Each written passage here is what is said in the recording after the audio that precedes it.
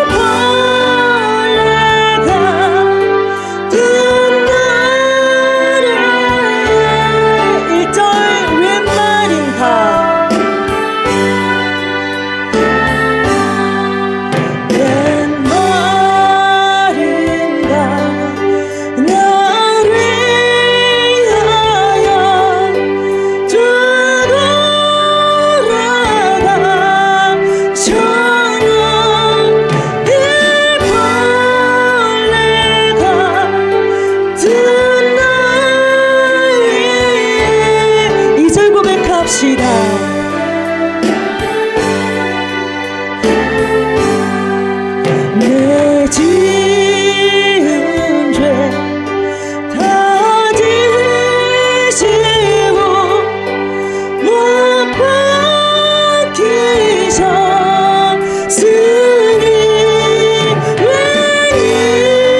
웬일인가 웬은가 이절 내 지은 죄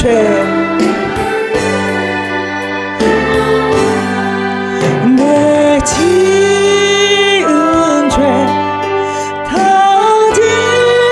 지시고 못 박히셨으니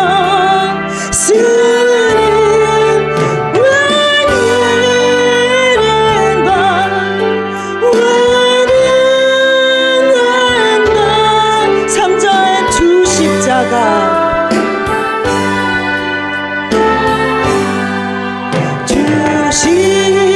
십자가 못 박힐 때 그 해도 빛이고 그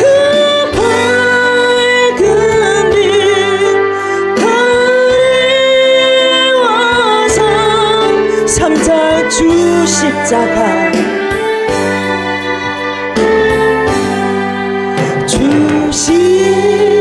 십자가 못 박힐 때 그 해도 빛이고 그 밝은 빛 가리워서 사절 나 십자가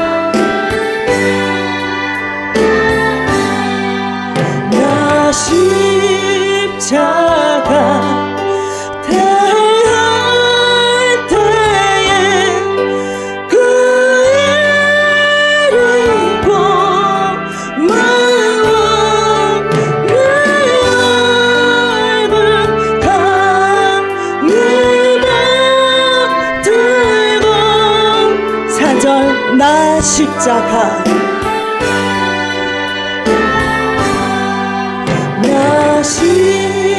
십자가 대할 때에 그 이름 고마워 내 얼굴 강림에 들고 사절 고백합니다.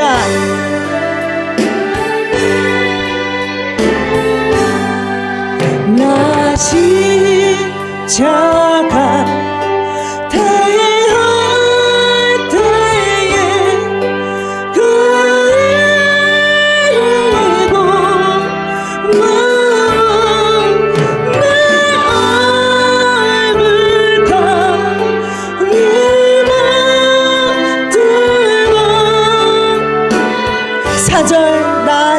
고백하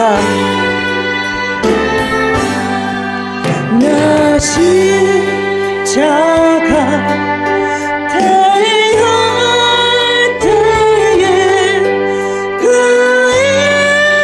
이름으로 너와 내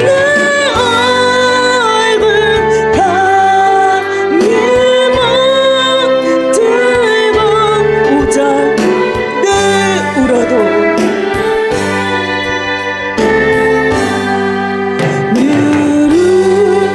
울어도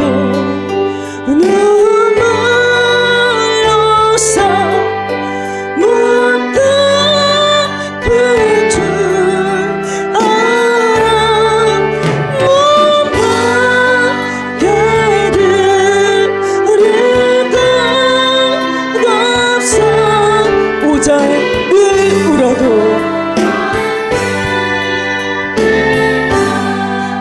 늘 울어도 눈물로서 못 갚을 줄 알아 못 받게 한 번 더 고백합니다 오절 늘 울어도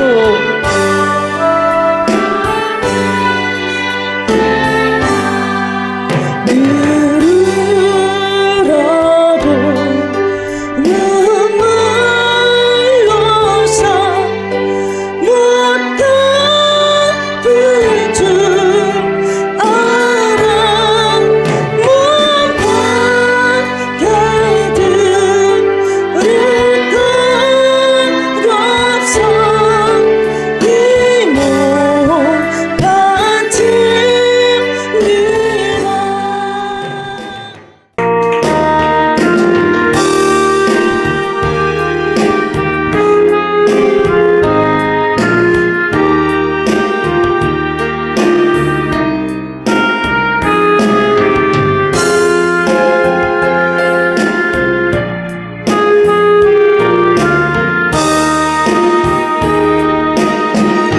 주는 평화 막힌 담을 모두 허셨네 주는 평화 우리의 평화 주는 평화 막힌 담을 모두 허셨네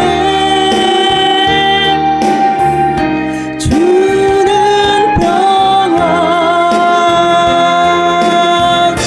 우리의 평화 영원한 무한기란 주가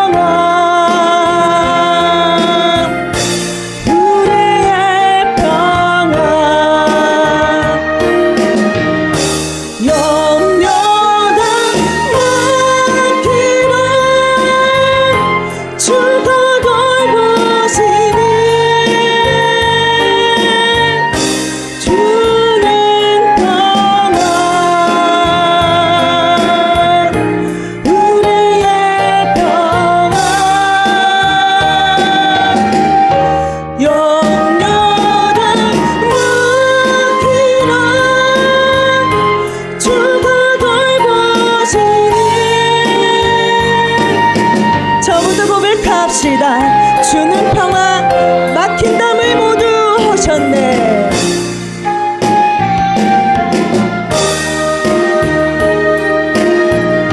주는 평화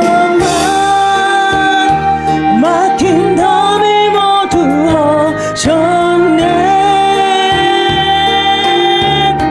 주는 평화 우리의 평화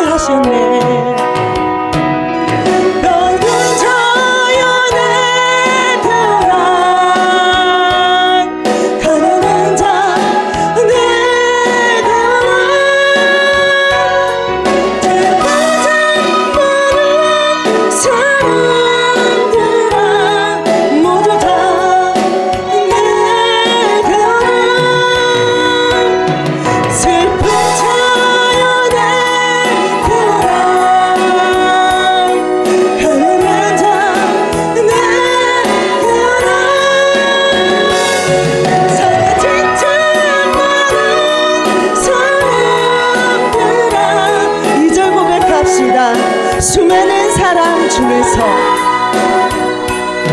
수많은 사람 중에서 주님이 날 부르실 때에 설레이는 나의 마음은 그렇게 기쁠 수 없네. 이제 나도 주님 위하여 내 모든 것 다 드리리. 내가 가진 모든 것들을 아낌없이 주께 드리리. 병든 자연에 태어나 가난한 자내 태어나 잘못은 모든 사람들아 모두 다 내 태어나 슬픈 자연에 태어나 괴로운 자내 태어나 삶의 짙은 많은 사람들아 수많은 사람 중에서 수많은 사람 중에서 주님이 날 부르실 때에 설레이는 나의 마음은 그렇게 기쁠 수 없네. 이제 나도 주님 위하여 내 모든 것 다 드리리. 내가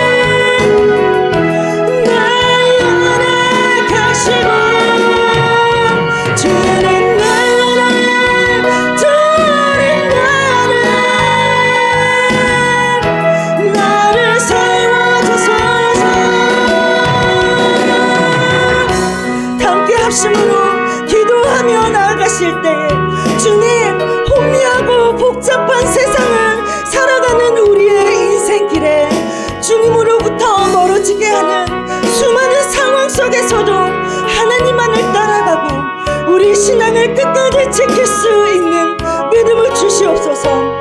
주님과 그 무엇도 바꾸지 않고 장차 오실 주님의 날을 간절히 사모하며 항상 주님 안에 거하도록 죽은 나의 영을 깨워달라고 주여 세 번 부르시고 기도합시다.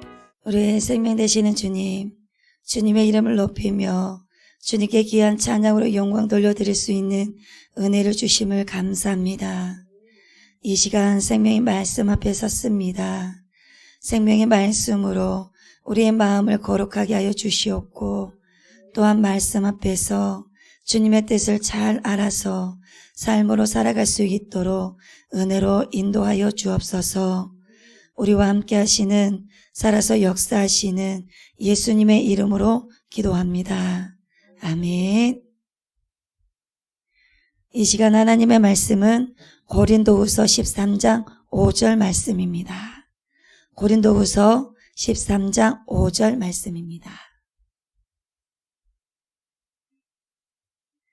다 함께 봉독하도록 하겠습니다. 너희는 믿음 안에 있는가? 너희 자신을 시험하고 너희 자신을 확증하라. 예수 그리스도께서 너희 안에 계신 줄을 너희가 스스로 알지 못하느냐? 그렇지 않으면 너희는 버림받은 자니라. 아멘. 오늘 말씀은 당신의 신앙 진짜입니까? 라는 제목으로 함께 나누어 보도록 하겠습니다. 우리의 신앙이 진짜가 있으면 가짜도 있다는 것입니다. 진리가 있으면 비진리가 있습니다. 사자성어 중 적반하장이라는 사자성어가 있습니다. 잘못한 사람이 아무 잘못도 없는 사람에게 책임을 돌립니다. 그리고 흔히 자기가 잘못을 해가지고 나무랄 때 쓰는 것이 적반하장이라고 합니다. 오늘 본문에 나오는 말씀이 그렇습니다. 바울에 대한 고린도 교회 성도들의 태도가 그랬다는 것입니다. 그래서 바울의 고린도 사역은 참 어려움이 많았습니다. 유대교 출신 할례파 거짓 교사들에게 미혹된 일부 고린도 교인들은 바울이 그리스도의 대변자, 곧 사도라는 증거를 대라고 하는 것이었습니다. 바울이 그동안 하나님의 능력으로 안전병이를 일으키고 병자를 고치고 귀신을 쫓아내는 등 숱한 기적들을 행한 것을 일으키고 귀신을 쫓아내는 숱한 기적들을 행한 것을 듣고 보았습니다. 땀을 흘려 교회를 세우고 자식 같은 그들을 겸손하게 섬긴 바울의 사역을 의심하면서 더 큰 사도적 증거를 원했습니다. 그래서 바울은 예수님의 십자가 사건을 내놓았습니다. 본문 4절을 보시면 그리스도께서 약하심으로 십자가에 못 박히셨으나 하나님의 능력으로 살아계시니 우리도 그 안에서 약하나 너희에게 대하여 하나님의 능력으로 그와 함께 살리라. 예수님의 십자가 사건을 내놓았습니다. 그래서 사도 바울은 늘 항상 그리스도의 향기를 냅니다. 십자가와 부활을 평생 동안 우리가 십자가에 못 박혀 죽인 자가 메시아라고 우리의 구원자라고 계속해서 자기의 목숨이 다할 때까지 그것을 증거하면서 살아갔던 사도였습니다. 그래서 내가 사도라고 증거를 대보라고 하니 십자가 사건이 다라고 말을 한 것이었습니다. 언뜻 보기에 예수님의 십자가 죽음은 무력함이었습니다. 세상 사람들이 보았을 때는 왜 예수님이 저렇게 힘없이 죽어버린가 하면서 예수님이 죽으신 것이 무력함이었습니다. 그러니까 십자가의 죽음은 무력함의 극치였다는 것입니다. 그래서 당시 사람들은 이 같은 주님의 모습이 세상 사람들을 위해 하나님께 철저하게 순종함으로써 죽기까지 복종한 것을 예수님의 목숨을 바친 자발적인 죽음, 자발적인 희생인 것을 모릅니다. 깨닫지를 못합니다. 힘이 없으니까 죽었다라고 생각을 하는 것입니다. 그래서 예수 믿어도 별것이 없다라고 저렇게 쉽게 죽어버렸으니까라고 하는 것입니다. 그래서 떠나가는 자들이 많다는 것입니다. 믿는 자들도 많았지만 떠나가는 자들과 확실하게 구별이 되는 것입니다. 진짜 예수님을 믿고 오병이어 기적을 일으키고 죽을 자를 살렸고 병든 자를 일으키고 귀신 들린 자를 새롭게 하고 그럴 때는 다 따라다녔었습니다. 그런데 예수님께서 십자가의 처형을 당하니까 흩어져 버린 것입니다. 도망가 버리는 것입니다. 그래서 진짜 신앙을 알기 위해서는 어려움이 있어 보면은 우리의 신앙을 알 수가 있습니다. 진짜가 있는지 흔들어 보는 것입니다. 테스트가 들어가는 것입니다. 사단은 템포테이션 유혹을 하지만 그러나 하나님은 테스트를 합니다. 우리에게 더 큰 신앙을 요구하는 것입니다.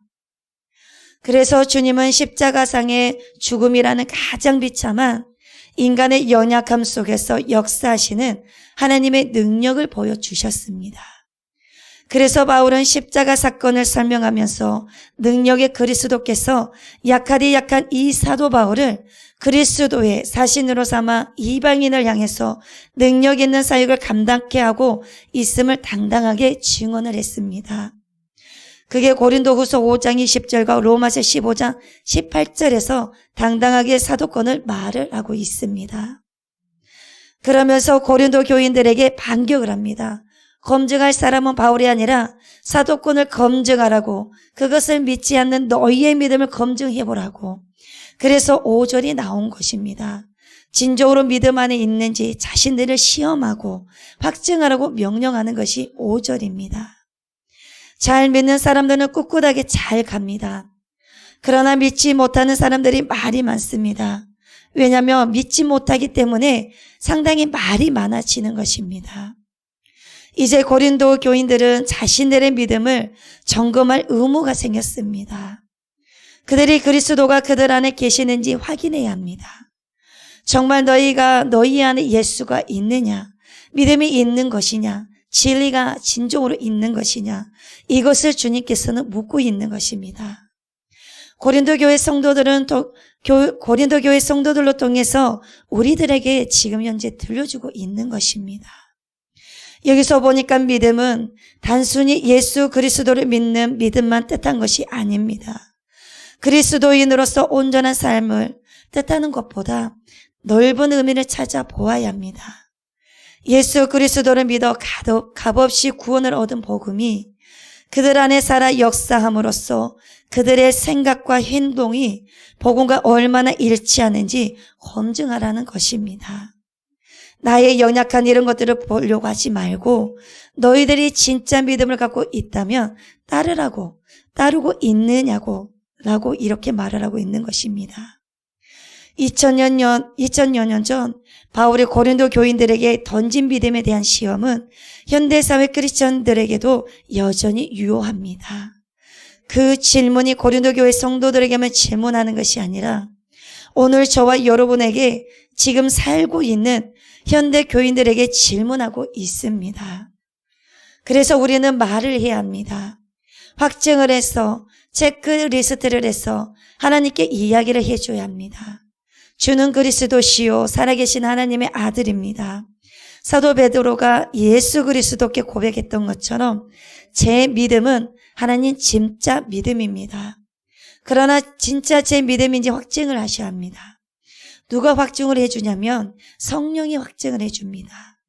그래서 내가 진짜인지 가짜인지 내가 더 잘 압니다. 왜냐하면 성령께서 가르쳐 주시기 때문입니다.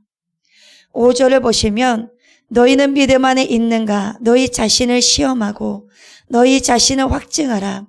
예수 그리스도께서 너희 안에 계신 줄을 너희가 스스로 알지 못하느냐? 그렇지 않으면 너희는 버림받은 자니라. 내가 하나님의 말씀과 관계가 없는 삶을 살아가고 있다면 이것은 이미 버림받은 자들입니다. 그렇지 않으면 너희는 버림받은 자니라 말씀에서 이렇게 말씀하고 있습니다. 교인이라면 누구나 예수 그리스도를 믿음으로 구원을 얻는다는 복음의 진리를 우리가 너무나도 잘 알고 있습니다. 예수를 믿으면 구원을 얻는다는 것은 너무나 잘 알고 있다는 것입니다.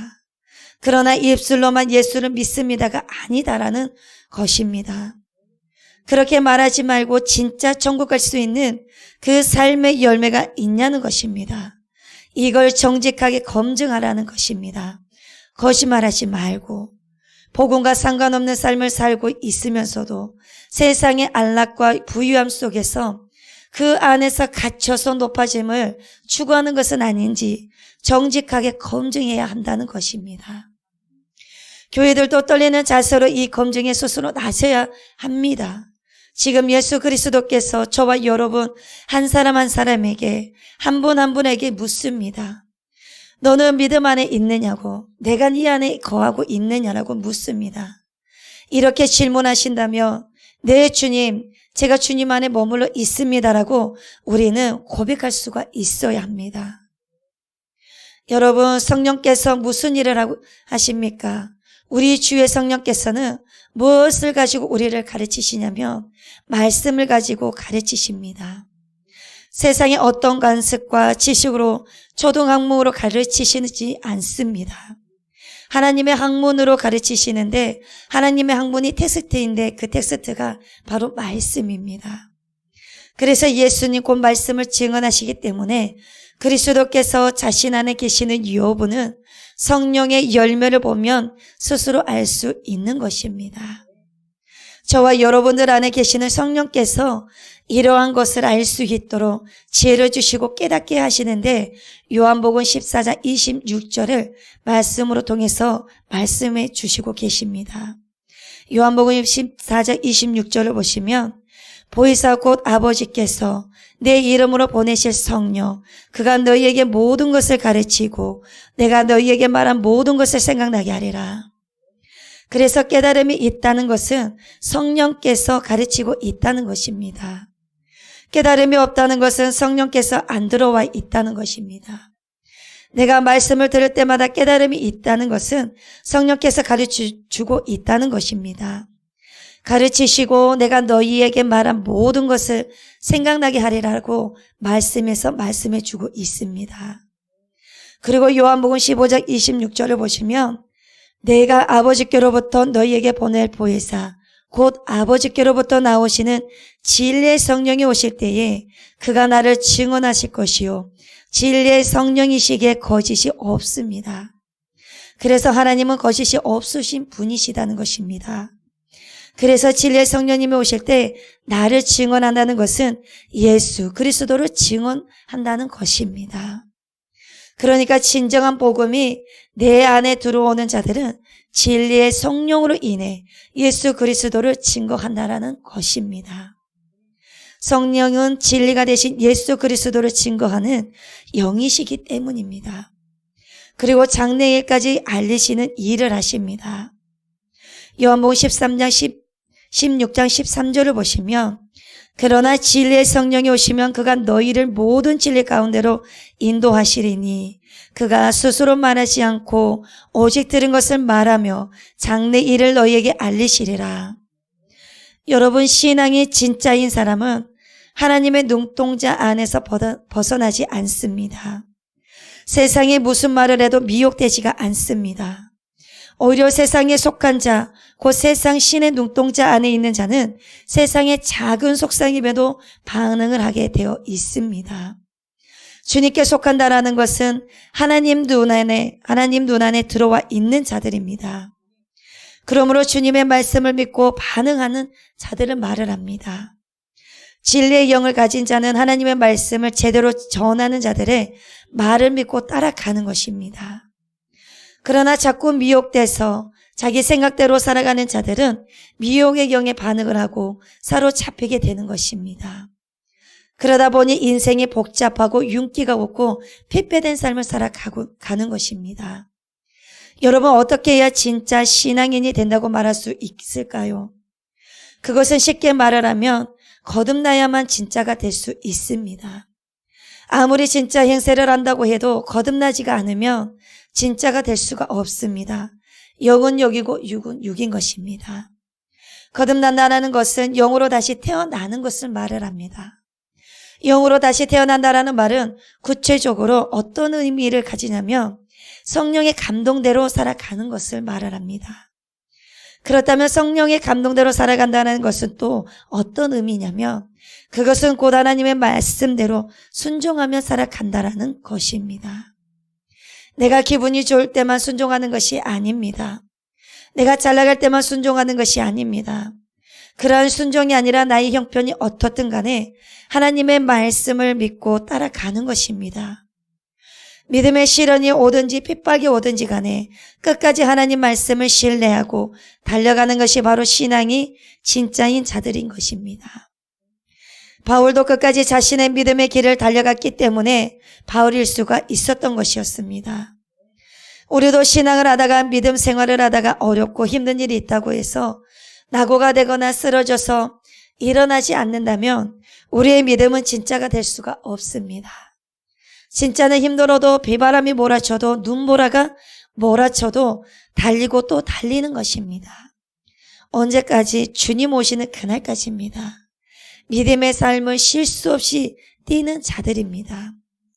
그래서 바울은 디모데후서 4장 7절 이하에 이렇게 고백을 합니다. 나는 선한 싸움을 싸우고 나의 달려갈 길을 마치고 믿음을 지켰으니. 바울뿐만 아니라 바울처럼 그렇게 끝까지 믿음을 잘 지켰을 때에 의의 면류관을 주신다는 것입니다. 바울에게만 아니라 주의 나타나심을 사모하는 모든 자들에게 그렇게 해 주시겠다라고 하시는 말씀이십니다. 저와 여러분들이 이 말씀을 신뢰해서 끝까지 믿음을 지켜가야 합니다. 코로나 사태로 인해서 우리나라 교회가 20%가 어디로 사라져버렸습니다. 그들이 어디로 갔는지 모릅니다. 우리나라 교회가 6만여 교회가 있는데 이 6만여 교회 가운데서 우리 주님의 마음에 든 교회가 과연 몇 개 정도가 있을까요? 아니, 저와 여러분이 다니는 우리 교회가 정말 하나님께서 기뻐하시는 그런 교회라고 생각을 하고 계시는지요? 어떻게 생각을 하고 있습니까? 우리가 한번 깊이 생각을 해볼 문제입니다. 우리 교회는 괜찮아, 잘 가고 있어. 이 정도면 되지, 얼마나 더 잘해야겠어라고 그렇게 생각하고 계십니까? 정말 깊이 생각해 볼 일인 것입니다. 세상에는 세 종류의 사람들이 있습니다. 안 믿는 사람, 종교인, 거듭난 사람입니다. 그리고 교회 안에는 두 종류의 사람이 있습니다. 거듭나지 않았는데 거듭난 것처럼 착각하면서 살아가는 사람, 그리고 진짜로 거듭나서 주님께 충성하는 사람, 이 두 가지 종류가 있습니다. 이렇게 자기 착각에 빠진 사람들이 제법 많이 있습니다. 다시 말하면 진짜 신앙인과 가짜 신자인가를 점검해봐야 한다는 것입니다. 구세군의 장시자인 윌리엄 부스는 죽기 전에 6가지를 걱정했습니다. 지금으로부터 약 100여 년 전에 이런 말씀을 하셨습니다. 미래의 교회가 이렇게 될 것이라고 염려하면서 6가지를 예측했습니다. 그리스도가 없는 기독교가 될 것을, 첫 번째는 그리스도가 없는 기독교가 될 것을 염려했습니다. 예수가 빠진 기독교가 될 것 같아 걱정이라고 말을 했습니다. 두 번째는 성령 없는 종교가 될 것 같아서 염려했습니다. 성령이 사라진 종교가 될 것이라고 예측을 한 것이었습니다. 세 번째는 거듭남 없는 구원이 될 것 같아서 염려했습니다. 거듭남은 가르치지 않는 채 구원만 남발하는 것입니다. 거듭나지도 않았는데 구원받았다고 말을 하는 것입니다. 그리고 네 번째는 회개 없는 용서를 염려했습니다. 죄의 사함만 계속해서 선포하는 것입니다. 회개하라고 회개는 가르치지 않고 말입니다. 그리고 다섯 번째, 지옥 없는 천국을 염려했습니다. 왜냐하면 지옥은 설교하지 않습니다. 그냥 천국만 말을 하는 것입니다. 그리고 마지막 6번째는 하나님 없는 정치를 염려했습니다. 하나님 없는 정치꾼들이 남발한다는 것입니다. 장로로 임직을 받았어도 나라 정치할 때는 하나님과 상관없이 세상 사람들처럼 똑같이 정치를 하는 것입니다. 안타까운 일입니다. 저와 여러분들은 정말로 거듭난 자들이 되어야 합니다. 요셉과 다니엘 같은 진정한 예수 안에서 완전히 거듭난 자가 되어야 에스더와 같이 거듭난 자들이 나와야 합니다. 이때를 위함이 아니나라고 모르드게가 말한 것처럼 말입니다.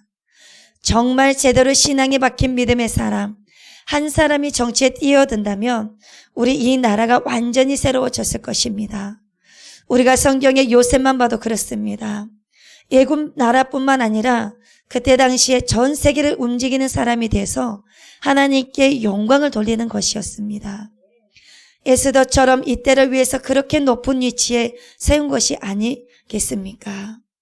우리는 모두 다 지금의 나된 것을 하나님의 은혜로 생각하고 이 때를 위해서 우리 주님이 나에게 지혜도 주시고 은사도 주시고 물질도 주시고 명예도 주시고 권력도 주셨다는 것을 알고 주님을 위해서 순종하셔야 되는 것입니다. 그리고 여러분, 역사를 보면 항상 가짜는 진짜보다 많았습니다. 신앙도 마찬가지입니다. 구원받는 자가 적습니다. 예수님의 말씀을 가만히 생각해 보면 좁은 문으로 들어가야 되는데 그렇게 들어간 자가 많지 않습니다. 그리고 또한 힘쓴다고 해도 다 들어가는 것은 아니라고 또 말씀하셨습니다.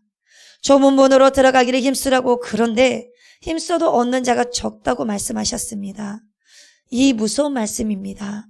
구원받기를 원한다고 해서 또 받는 것도 아니다라는 것입니다. 들어가고자 애쓰되 얻는 자가 적다는 말입니다. 선지자의 일을 하고 예수의 이름으로 귀신을 쫓아냈다고 해서, 능력을 행했다고 해서 다 천국 가는 것이 아니다라는 것입니다. 우리가 천국에 가려면 주님이 우리를 알아줘야 되는 것입니다. 내가 예수님을 안다고 해서 들어가는 것이 아닙니다. 내가 꼭 입으로 천국을 가야 되겠다라고 말을 한다고 해서 천국을 가는 것이 아닙니다. 우리 주님이 나의 신앙을 인정해 주셔야지만이 들어가는 것입니다. 내가 나의 신앙을 인정한다고 해서 들어가는 것이 아니다라는 것입니다. 구원을 얻기 위해서 좁은 문으로 들어가야 되는데 그 좁은 문은 바로 주님께서 말씀하시는 그 룰대로, 그 법대로 살아가는 것입니다. 넓은 문으로 들어간다는 것은 내 마음대로 생각하고 믿고 믿는 것, 그리고 내가 하고 싶은 대로 하면서 살고, 믿음 생활하는 것을 적당히 타협을 하면서 장애물도 없는 자신이 원하는 대로 믿고 살아가는 것. 이런 자들, 넓은 문으로 들어가는 자들이기 때문에 거칠 것이 없는 것입니다. 그래서 미국 사람들의 65%가 자칭 그리스도인들이라고 합니다. 이 가운데서 교회를 나오지 않는 사람들도 많습니다. 그런데 자기들은 그리스도인이라고 하는 것입니다. 이 65% 가운데서 정말 구원받은 자들이 얼마 정도가 될까요? 얼마 되지 않을 것이라고 생각을 해봅니다. 왜냐하면 얼마나 타협하면서 살아가는 사람들이 많습니까? 신앙은 타협이 아니라 죽으면 죽으리라면서 주님의 말씀을 지키면서 살아가고 살아내는 삶입니다. 그것이 바로 신앙입니다. 그래서 저와 여러분이, 우리도 진짜 신앙을 알고 있는지 우리가 점검을 해보면서 가야 될 때입니다. 그 어떤 것도 타협을 해서는 안 됩니다.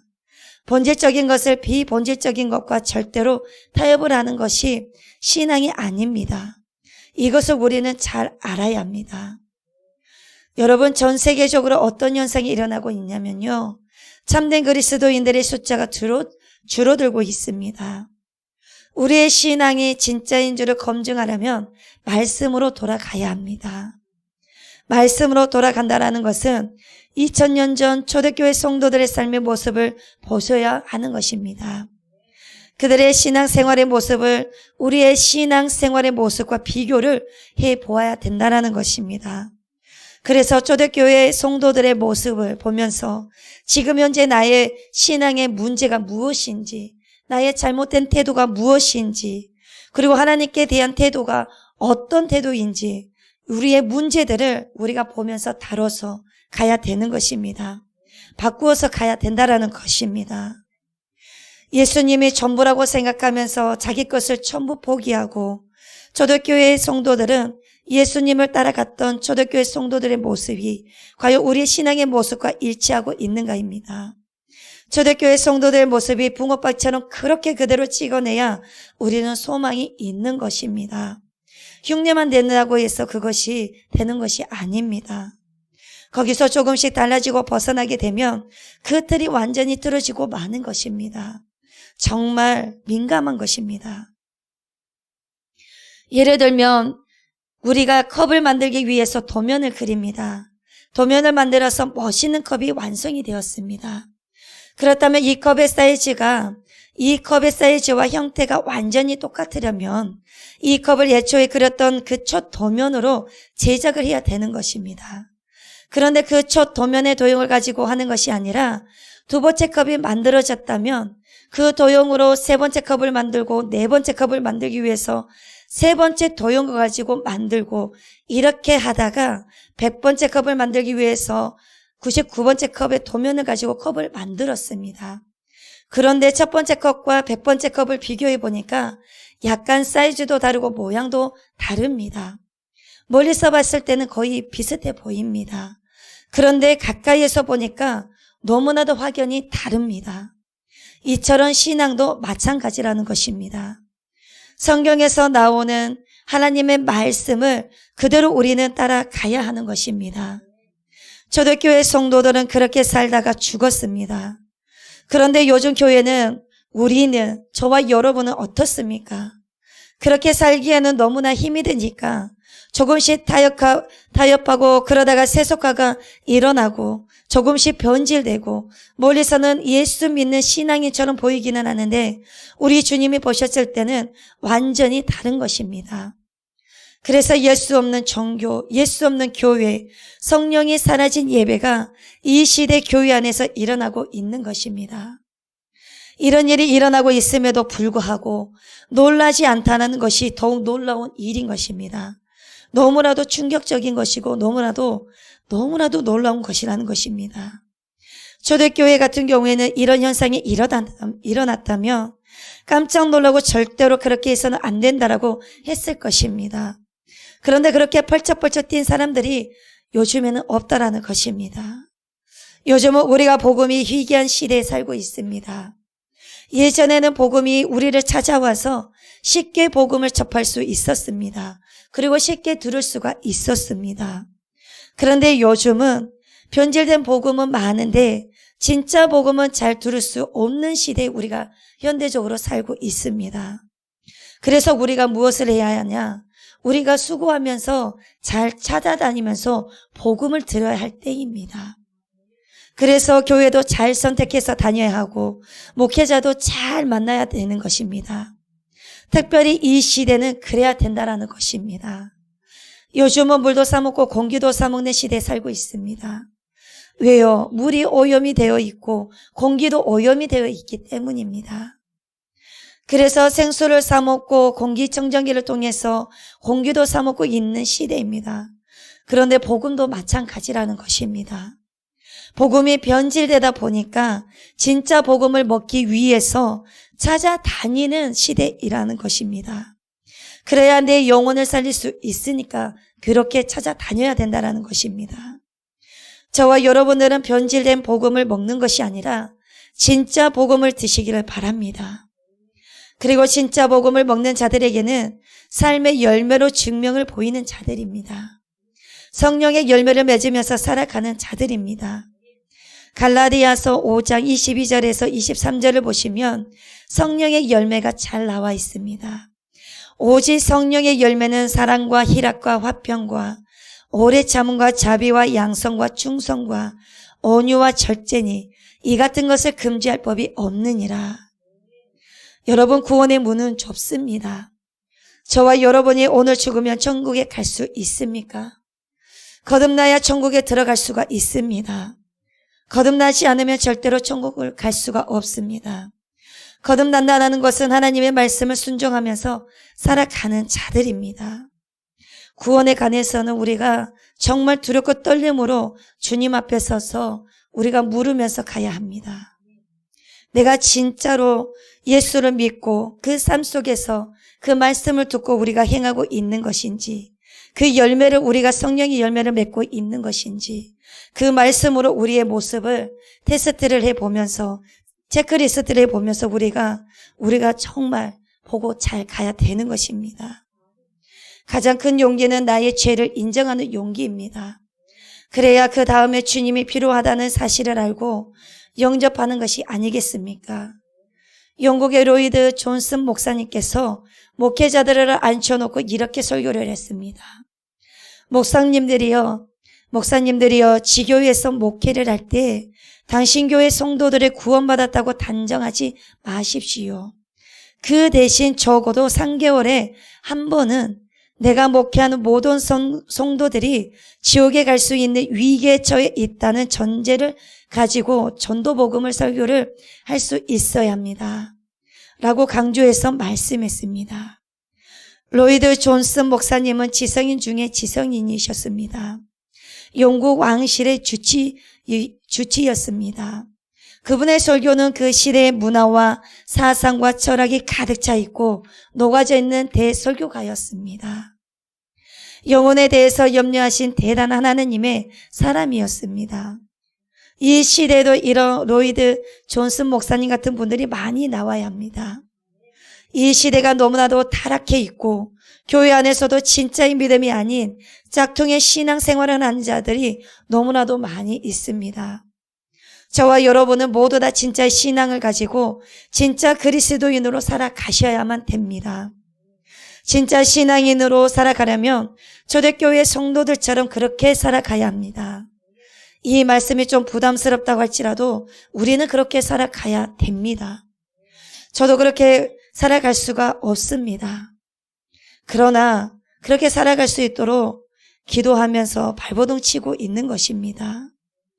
내 힘으로는 안 되니까 성령의 충만함을 힘입어야 그렇게 우리가 살 수가 있습니다. 저와 여러분들 성령으로 충만하셔야 됩니다. 그래야 거듭난 삶을 살아갈 수가 있습니다. 그래야 좋은 열매, 성령의 열매를 맺으면서 살 수가 있습니다. 그래야 구원받은 백성으로 살 수가 있습니다. 그래야 진짜 신앙인으로 살아갈 수가 있습니다. 아브라함처럼, 요셉처럼, 다니엘처럼, 에스더처럼, 그리고 예수님처럼, 그리고 초대교회 사도들처럼 그렇게 살아가는 자들이 바로 구원받는 백성들의 삶입니다. 그렇게 살아가는 성도가 진정한 신앙인이고 참 그리스도인입니다. 그리고 하나님의 진정한 참된 자녀인 것입니다. 겸손을 가지고 말씀 앞으로 우리가 나아가야 됩니다. 나의 모든 죄를 인정하면서 주님 앞에 우리가 모두 나아가야 됩니다. 진정으로 나의 모든 죄를 회개하면서 주님 앞에 우리가 서야 됩니다. 그럴 때 우리 주님은 거듭난 삶을 살아갈 수 있도록 도와주시고 성령께서 저와 여러분들 안에서 머무시면서 즉 매노하시면서 우리가 하나님의 자녀임을 확증시켜 주실 것입니다. 우리의 절대자가 되시고 영원한 소망이 되신 우리 주 예수 그리스도의 이름을 힘입어서 이런 삶을 살아갈 수 있습니다. 세상 끝날까지 이런 귀한 삶을 살아가고 승리하는 삶이 되시기를 간절히 바랍니다. 기도하시겠습니다. 사랑의 주님, 늘 말씀 안에서 순종하며 주님의 뜻을 잘 알고 살아가는 삶이 될 수 있도록 충만한 은혜로 인도하여 주옵소서. 그래서 말씀 안에서 우리의 신앙과 믿음을 잘 살피며 올바른 신앙생활을 할 수 있는 진짜 참된 그리스도인들이 될 수 있도록 믿음과 충만한 은혜로 인도하여 주옵소서.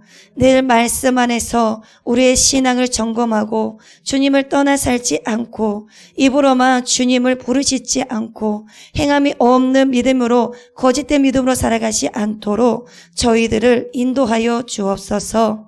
삶의 말씀으로 비춰 주시옵소서. 감사를 드리오며 우리의 모든 삶을 살펴주시는 예수님의 이름으로 기도합니다. 아멘. 하늘에 계신 우리 아버지여, 이름이 거룩히 여김을 받으시오며 나라가 임하시오며 뜻이 하늘에서 이루어진 것 같이 땅에서도 이루어지이다. 오늘 우리에게 일용할 양식을 주시옵고 우리가 우리에게 죄 지은 자를 사하여 준 것 같이 우리 죄를 사하여 주시옵고 우리를 시험에 들게 하지 마시옵고 다만 악에서 구하시옵소서. 나라와 권세와 영광이 아버지께 영원히 있사옵나이다. 아멘.